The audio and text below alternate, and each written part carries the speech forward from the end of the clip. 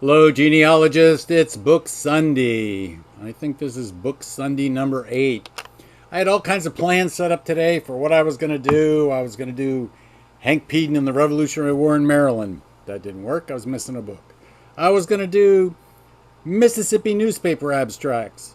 That didn't work. Turns out I got a book out of print. Didn't know I had that book out of print. So I'm working on getting that book back into print. That's volume 1 of Mississippi newspaper abstracts by Betty Wilshire. So then I was going to do books on the French and Indian War, and I said I didn't want to do that. So what I decided to do instead, in our future, we're going to be going through the Genealogical Standards Manual. Now, I've talked about it before. I have related a few of my talks to specific standards in the book. It is my hope that if you intend to be a genealogist and not just somebody doing genealogy, that you own this book. So I'm going to make it very possible for you to own this book.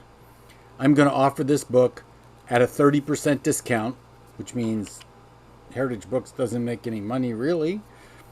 They make a little to you, and the book code will be Standards, in capital letters, Standards. And if you do that, the first 25 people will get a 30% discount on Genealogy Standards. So I encourage you to purchase this book. It's basically along with evidence or evidence explained and genealogical proof, which I can't wait for it to come back into print, or even genetic practice, which I can't wait for it to come back into print. Documentation is almost out of print. It's just crazy right now. You have to love the trees and you have to love paper. But those are all books that you should have on your 3-foot bookshelf. Remember, I have 2 bookshelves. I have a 3-foot bookshelf. I have a 10-foot bookshelf. And I have a 1.1/10 bookshelf. Of course, they're sort of confused because I have 2 offices. In the other office is my 3-foot bookshelf. This is not my 3-foot bookshelf. This is my 43 projects bookshelf. Genealogy Standards. We're going to start going through them one by one or in sections or whatever way I figure out is the best way to do it. I'm looking forward to doing it myself. We may do some live streaming in regards to these so we can generate conversation. Just don't know. Let me know. And I'll have some idea about how good an idea this is by how many people either tell me they already have the book or that they end up actually getting it. This was a slow week at Heritage Books from the perspective of new titles. We actually did not have any new titles at all, although we acquired the books from Family Roots in regards to the German parish registers, and I'll talk about those at some point in the future. Those are now all in stock. There's one new one that's not even on their website that we have on, I think it's the city of Aachen, Aachan or something like that. But anyway, it's new. So the other book I want to talk about today is my go-to book for Virginia and the Revolutionary War. That's a guide to Virginia military organizations in the American Revolution, 1774 to 1787. Now notice the 1784 part allows you to deal with the issue of Minutemen, like the Culpeper Minutemen and the Prince William Minutemen, those units that were created prior to the Revolution. And by revolution, in this context, they aren't being created prior to the Revolution. They're being created prior to the Revolutionary War. The Revolution lasted much longer than just the war.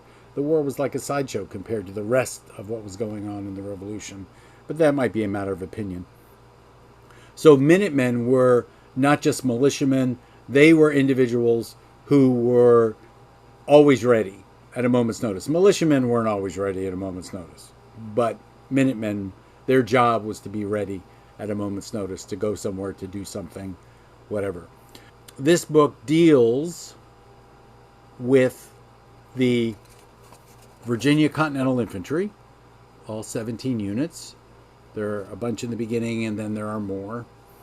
Some of them have numbers and some of them have names as a function of when they were created.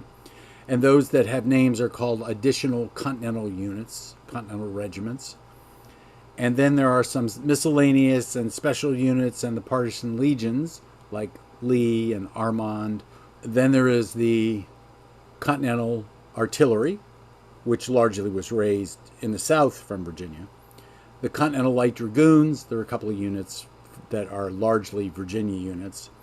Then there is the Virginia State Line, state troops, and Gibson's Regiment, which was the first regiment of Virginia State troops, if I remember correctly, gets combined with the 2nd, and then they become a Continental Line unit. Although after the war, the government didn't treat them like a Continental Line unit when it came to the pensions in 1818. They went to the U.S. Court of Claims, and the U.S. Court of Claims said, yep, Continental. And those guys got back pay from 1827 all the way back to 1818. So there were some rich men in Virginia in Gibson's regiment. And then there's information on the Virginia militia. And in Virginia, the Virginia militia is pretty sparse in regards to what information is available. Eckenrode and Gwathmey are probably the only two choices for getting to that information. And I'll talk about them at some point in the future. And then there's information also in the Virginia State Navy. Then specifically what Virginia troops were at Charleston. Basically all the Virginia troops, for the most part, got captured at Charleston in 1780. Then the Virginia troops at Yorktown, and basically everybody thinks everybody was at Yorktown. Just ask them. I've always believed that everybody was at Yorktown, and that's why we have mountains in the western part of Virginia. But anyway, they identify, Sanchez Cervera, who is the author of this work, identifies who the Virginia troops are at Yorktown. Then there are those Virginia Loyalist organizations, which are few and far between.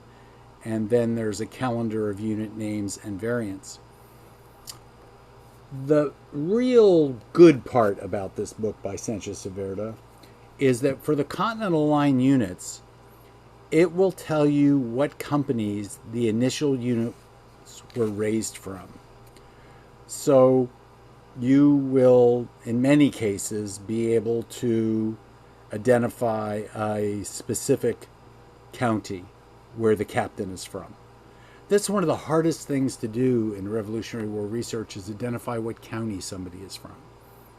Now, admittedly, all these people joined together with their neighbors. And admittedly, the captains and other officers in these units should have had some importance in the county in order to be appointed to those positions. But sometimes it's just difficult to actually put a county next to a unit. So, for example, if I look at let's see what unit I'm actually looking at. The 1st Regiment of Foot. By the way, there are excellent unit histories on the 1st Regiment of Foot and the 3rd Regiment of Foot. Those are the only ones that I know of, and Heritage Books publishes those. For the 1st Regiment of Foot, we see the captain of the 1st company was John Green. It started in the 6th of September, 1775, and it was raised in Culpeper. The 2nd company of Captain John Markham was raised on the 16th of September, 1775, and it was raised in Chesterfield, and it actually was part of the Amelia Minute Battalion. The 3rd company, Captain John Sayers, September 18th, 1775, was raised in Gloucester, and the 4th company, Captain William Davies, 30th of September, 1775, was raised in Princess Anne. Notice that that's a wide range of Culpeper to Princess Anne, so that's a wide spread for companies. So you can't rely on a regiment being raised in a specific place, but you can rely in the beginning of the war in companies being raised in a specific place. And Sanchez Cervera is the best place to look for that.